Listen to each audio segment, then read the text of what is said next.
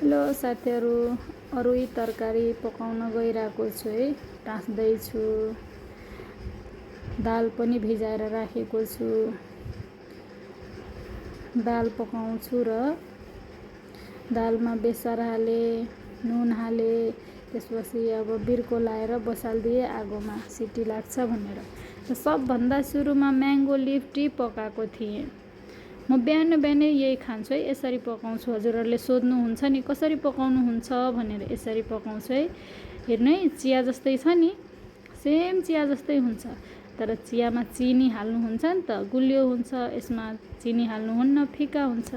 यो कफ हेर्नु न, यो कफ मलाई गिफ्ट गर्नुभएको थियो निरा म्याडमले, सप्तरीको निरा म्याडमले। त्यही देखाउँदैछु म हजुरहरूलाई।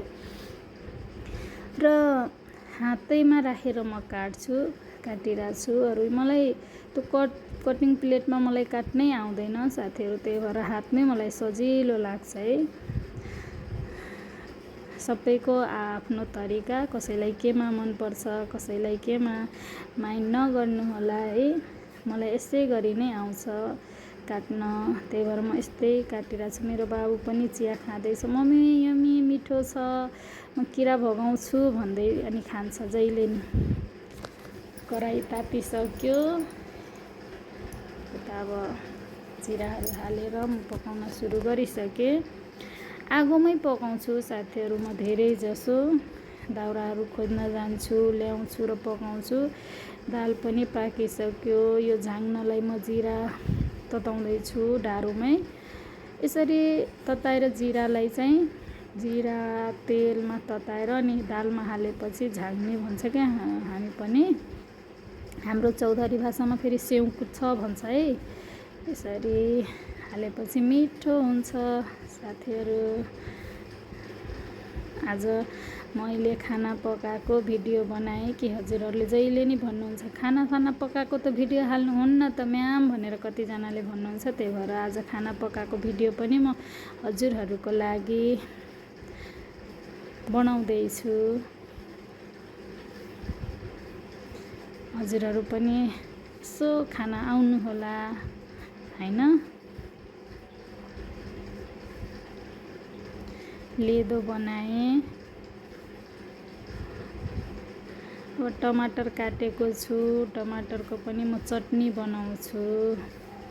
खोर्सानी, लसुन, जिराहरू राखेर झाँगेर अनि त्यसपछि पकाउन थालेँ।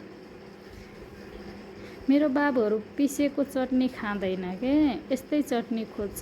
अनि बाबुहरूको लागि यस्तै चटनी पकाउँछु म। अचार बुझ्नुभयो नि, कसैले अचार भन्छ, कसैले चटनी भन्छ, म त चटनी नै भन्छु।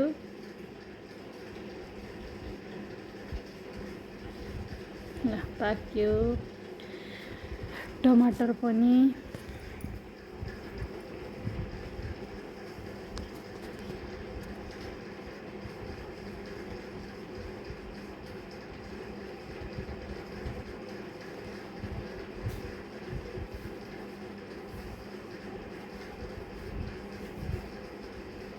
तयारी भयो हाम्रो चटनी।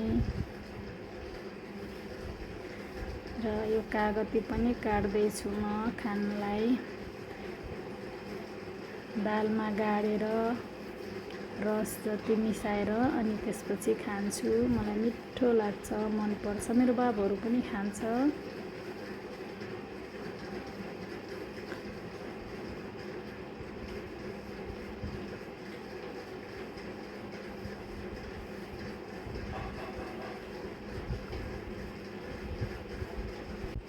ल साथीहरू, मेरो खाना